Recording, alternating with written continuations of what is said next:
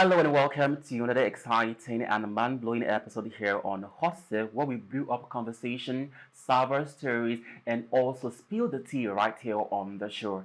Don't forget, right here on the show, you are entitled to your own opinion on what you feel about the various topics and things we're treating right here on this particular show today. Don't forget, I'm still your fine mobile right here on this corner. My name is Michael Young, and you're wondering where is my co-host Canvey? Don't worry, she traveled all the way to Tanzania for the final wedding destination for JP 2025.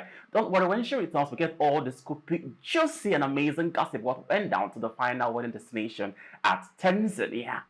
Now, on the show today, I have an amazing person, a super duper entertainer right here on the show to do justice what we have at hand here. Help me and welcome the one and only Green the God. Welcome to the show, bro. Thank you, my brother. You look amazing, you know.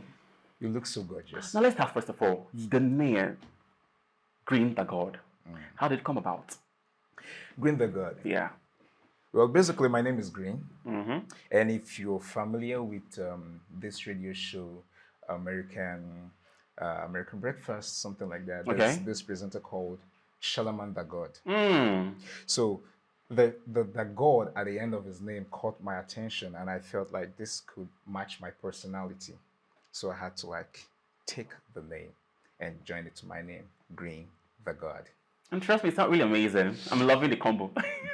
Exactly. Once again, welcome to the show. Thank you so much. So let's dive first to the trending stories happening around the country here. We're going to put our views, our points on those particular issues. And also, don't forget, you can also drop your comment on what you feel about the various trending issues right here in the country. Now, the first one we're looking at, Nigeria immigration arrests a popular native doctor wanted for kidnapping and ritual killing. Yeah, this thing actually happened in Enugu Ezike precisely, where this native doctor, captured a young girl that finally escaped with the help of some people. And when investigations started going on, a lot of things started coming up, a lot of people, dead bodies and everything in the compound and all that. So what do you think about this particular story? Because it's quite really annoying, You see that situation. Yeah. Some people call him a native doctor, but for me, he is not a native doctor, because native doctors, what do they deal on? They are special herbalists. Okay. Doctors dealing on herbs or dealing with the native or natural things to cure ailments. Oh. So when you now turn to killing people, I call you a ritualist. So he's just using the native doctor. In fact, people have destroyed the name native doctor. So he's a ritualist. Now, him killing people and everything and trying to escape, I learned he was caught later, actually. Yes, actually. Yeah, and I learned he bribed the immigration officer, yeah, 100 million and iPhone, or 10 million and iPhone. Yes, an iPhone. So you see, there are still people who look at their value and decide not to take that money. Because there are some people who will be like, it's 10 million. Exactly. 10 million, no, this could change my life. For sure. But then you look at it from the other side, he's been killing people. If you let him flee, he will still continue. But that guy needs to be dead. Now, what got me captivating on the story is, when investigation to the compound, we now notice that this has been going on for quite some time. And I will see the position of those bodies. So I see they were buried alive there. Some were still fresh. Yes, exactly. So what comes to my mind is, now the community that you were staying, they gave you title upon title upon title, and nobody has seen this side of you for quite some time now. I doubt. He will always have an accomplice. He must have people who are together, because you can't tell me in a large community like that, people are coming to your compound and getting lost. Boom, disappear. Shoo, disappear. And okay, definitely when you're trying to kill a chicken, the chicken must shout. So are you trying to tell me those people he's killing, they're not shouting? They're not shouting. No, he's using something, or he has people around. So no, he's a well-known. Wow. Moving on to the next one. This one actually caught my attention. Imagine that I'm the governor of a particular state, and I employ you as my personal assistant, to be assisting me. Then all of a sudden, you as a personal assistant went on to employ additional 3 persons as your own personal assistant. This is actually happened in Akwa Ibom State. Let me sum the governor. Imagine I'm the governor right now. Yeah. And then I employ As a personal assistant. somebody as my personal Yeah. assistant. And he goes on I to employ three employ persons. my fury. I'm so like, are you insane? Why will you, no, why are you employing them for what reason? And apparently might be his family people. Of course, yes. One day in HR. No, you employ without my permission. So I'm now paying you as you are a boss now. For sure. PA is not vice president. It's not vice PA, president. personal Hey, assistant. I love my jail. Now, see, what comes to my mind here is, okay, now, let's say you want to employ a personal assistant for yourself. At least one is okay. But employing three, but you do even need to employ a personal assistant for yourself. Even if you want to employ, you have no right to employ. You're a PA. Already. PA.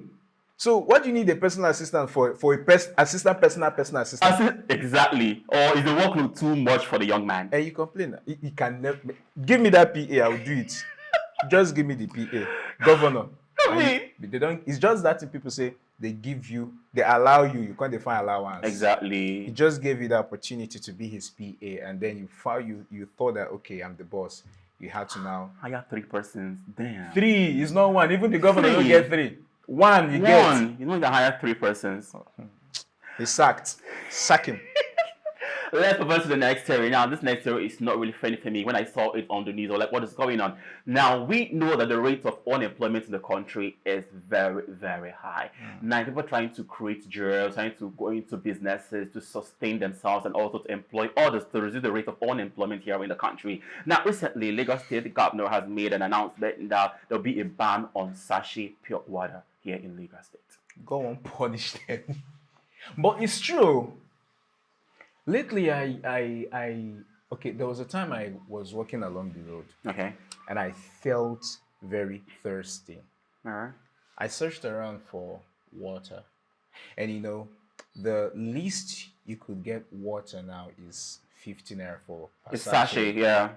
Now imagine you've run out of cash and the only change you have is 15 naira, which could suffice to get you a sachet of water. Yes. And you look around, you have bottled waters. I mean, bottles of water rather. You can't even purchase it. Yeah. Gone are the days when sachet water was rampant, at your beck and call, yes. 10 naira, 20 5 naira then as well. So why do they now want to ban the sachet water? Because we are accustomed to it, we are used to it. It's like our fast food. You get it anywhere, very easily. Not everybody can afford to buy bottled water. And now you put bottled water at the rate of, some sell at the rate of 300, 500. Exactly. I mean, that is, we have other issues to tackle, not just water, sachet water. Now, when I first got this story, first of all, I was very angry because now these people are making a living from the sale of the sachet water, and the factories that employ people there, it curbs the rate of unemployment. Now, you want to stop sachet water selling. Now, what other options, what other means have you created for this to end living? That's my problem. Now, imagine now that a bottle of water is being sold for 200 and 300. Can everyone in the country afford a bottle of water? Even the sachet water, even people cannot even afford it at the moment. Now, you want to close down the sachet water now to the bottle water. What's going on? Talking about employment. Yeah. Did you know that my secondary school during the SS3 and YX stuff actually sold pure water? In fact, pure water was my source of my school fees payment because I ran everything, my SS3 and my YX. I got the money from pure water. Wow. So assuming there was no sachet water to sell, what was I going to do? Exactly. Banning sachet water, one, is drastically going to reduce the economy of Nigeria. It's going to make a lot of people unemployed. Yeah. It's going to even increase the rate of crimes. For sure. Because these little kids or these old mothers, they just want to use it to pass. It's even going to lead to death. Yeah. Because most women, they feel like, I don't want to stay at home. Let me just go out so I can be flexible. Yes. I can be free. Staying indoors can actually make someone overthink and then. No, that's true. So most women just go out, not just because they have nothing, but because they want to exercise their body.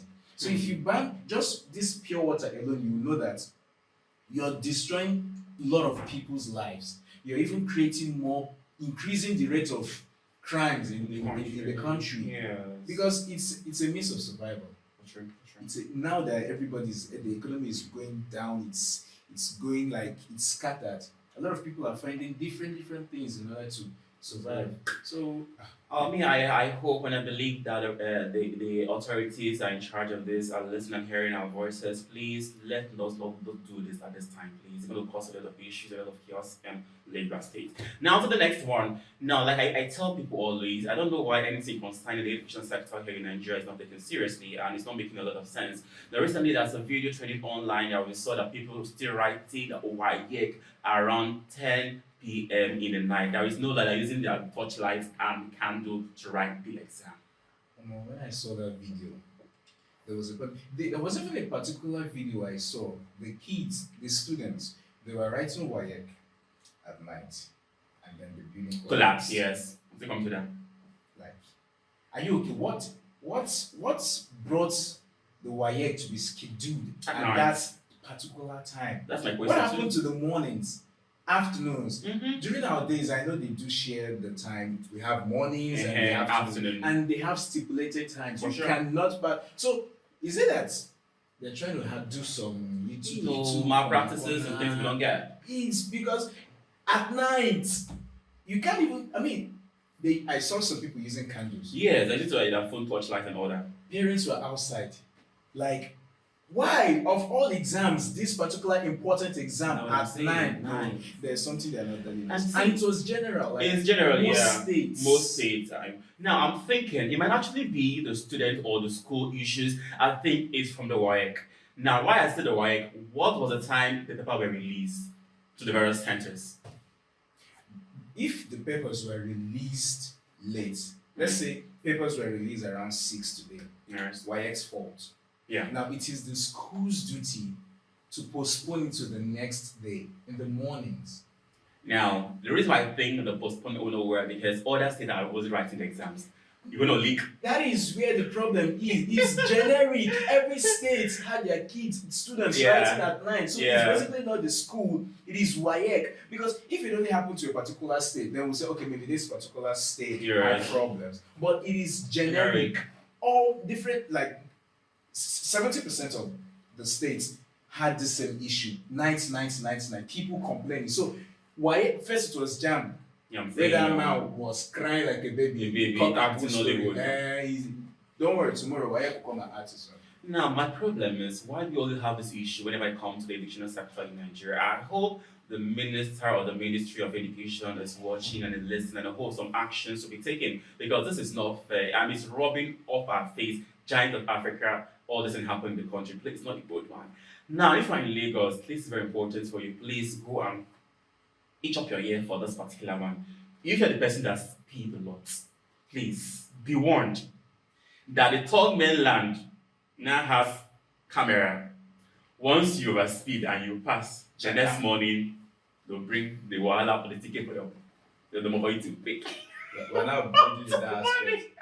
You just be the money, just be your house. Just imagine you waking up in the morning. Yeah, come. Who is that? Nigerian FBI. Here's your ticket. For what? For speeding last night. But for me, I think it's very good. Now, normally after the reconstruction of that third mainland bridge, there have been series of accidents on that particular bridge. And these people are just over speeding and all that thing. They feel very cautious enough to reduce. But I still have another fear. Vandalizing our cameras. People can do that. And we trust Nigerians. We are vandalizers right from birth. It's in our blood, not my own. But talking about that particular one, vandalizing the cameras. Yes. I don't think, even if they want to vandalize it, it's not now. Okay. Because Ikeja, especially at the Allen roundabout area, they do have mounted cameras there. Okay. And for long it has been functioning. Alright. So that alone is a thought that okay, we are trying to lift up the country. So these people vandalizing, yes, they don't just necessarily just go to vandalize. Assuming it was during this NSAS period, I would say okay, they will vandalize it. But now everywhere is school is just to make the country go. And that overspeeding, Yes. some drivers just take advantage of that free road. And that's true. And people going to Ireland, Yes. most of them live in the mainland. Exactly. And they would always want to catch up with time. So they always you can't slow down on a busy road, on a free road. Yeah. So you just have to but the thing is mind how you speed. And again, there have been stories that mainland is third mainland bridge, there are hoodlums there. So people would always want to escape.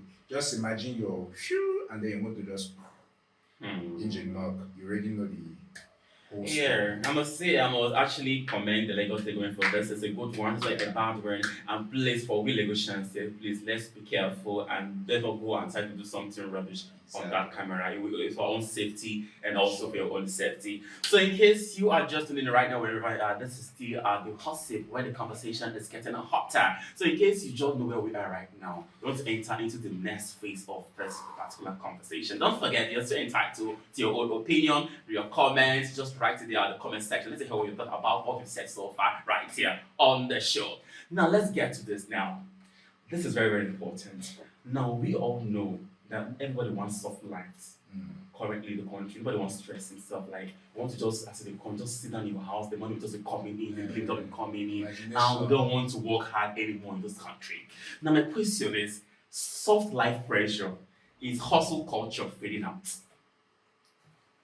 From the look of, if you saw yourself the way you are even explaining it, you know that soft lifestyle and you understand that truly hustle in Africa is fading out. Okay. One, like you said, everybody wants a soft life. Yes. I mean, everybody wants to look good. You want to be like those celebrities you find out on TVs and the big screen, so fresh and clean, never to be caught on fresh. Of course. And then you feel everybody just lies down on a platter of gold, wine, food, money is just coming in.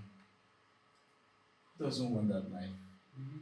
So a lot of people now, they feel this hustle. In the morning I wake up, I go here, I come back, I go here. Shish, you know, see they come out. What will I do? They face some other things. Thereby that main hustle, they say hustle hard though. Nah, it's not hustling hard. Everybody wants to work smart. Nobody wants to work hard because they tend hustling as working hard, hard working, but they want soft working, which is actually how do I put it? Which is actually working smart. Everybody now wants to use their intellectual ideas to work. Nobody wants to use physical energy to work. So definitely, hustling is should be the certain robots. Don't worry. Okay, now, are you standing that they had life culture? You still prefer the hard life culture than the soft life kind of working for you? As far as you're working smart. See, you can work hard from morning to night. Shimbang is not coming out. So it's the smartness for it. Okay, you prepare the smartness. Yeah. Now let's start from our forefathers when they were there. These people they work, they go to farm in the morning and they come back in the evening. And here they still provide something on your table. You have to eat and have to provide for the family. These people they've been working hard through their life and they pass this thing down to generations, and now the culture has been imbibed in us. Now we have industries, we have companies now. Tell me, you could imagine when we now stop working hard, stop the working hard culture now, everybody just sit at home, the money just come, we eat it. Tell me, how can we sustain the You company? can't just sit at home now. Then what will you be doing? You just like, what will you do with that? How do you source income? Work at home. You can't just stay at home and then the money is going to come.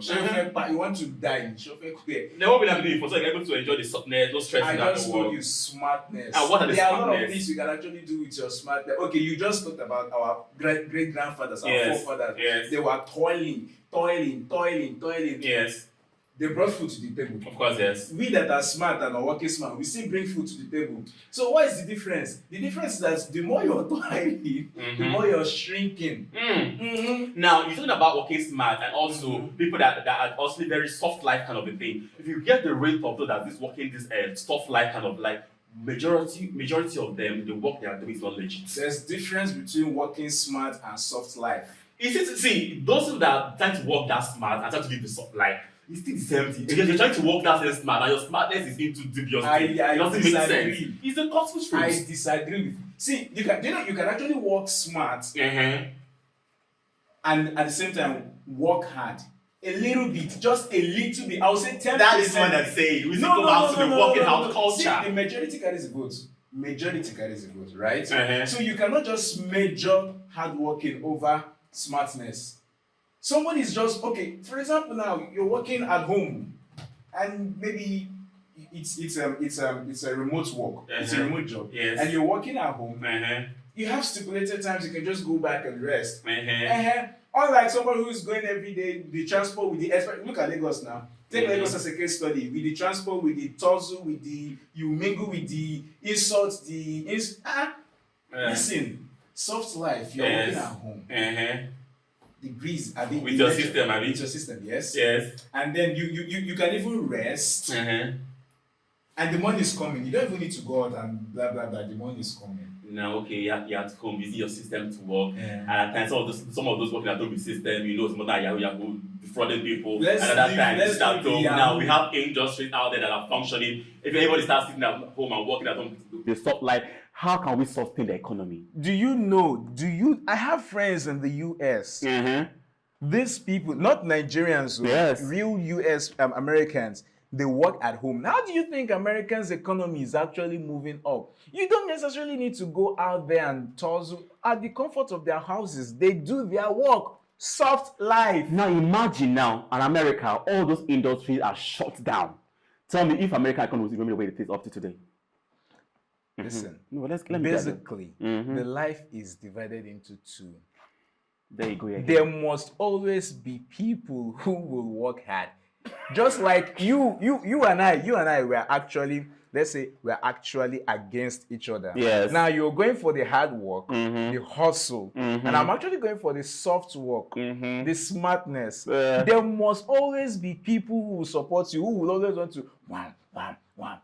Okay. They believe in I must go and grind it before. And there are other people who will be like, nah, at the comfort of my home, I can do this shit, man. And they do whatever they want to do. Forget fraud, forget the cyber, whatever. Listen, come to the soft life. All right. For me, I don't have any issues. Soft life. What will you have? Or the hard life. What I'm trying to say, guys, is if everybody's still living the soft life, staying at home, pressing the computer, working from home, then imagine the industries. What happened to our industries that will build, that is generating the most income here in the country? They will all die off. That's what I'm saying. I don't have issue with the smart life, the soft life. I love the soft life. Come on, I'm not looking fresh. I'm doing the soft life. I'm also working hard at the same time. Wait. You see, if we all work at home, companies will shut down. No, there are companies.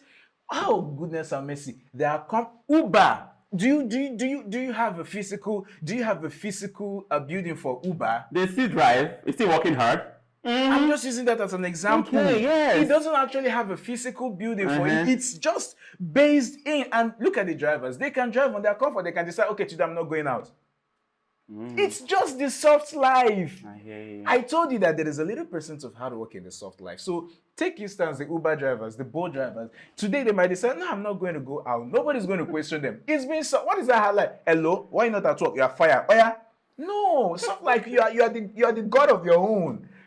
It's okay. Like guys, it's been a great and amazing conversation right here on the hot tip. We had all our own opinions, the soft life or the hard life working system. Which one do you prefer? You've heard our own opinions, what we feel. You're also entitled to your own opinion. Please just drop your comment on what you feel right there at the comment section there at the bottom of our screen. I want to say a very big thank you to Green the God for coming on the show. It's a pleasure having you right here. I hope someone's going to call you, but going to be here with us. Of course not. I want to banter with you very well.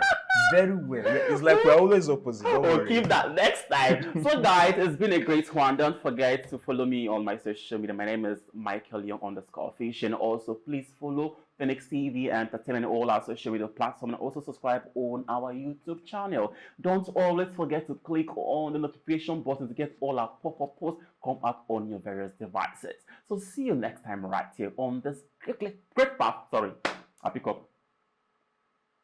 All right, see you next time on this amazing, great platform. Don't forget, this is Hot Sip.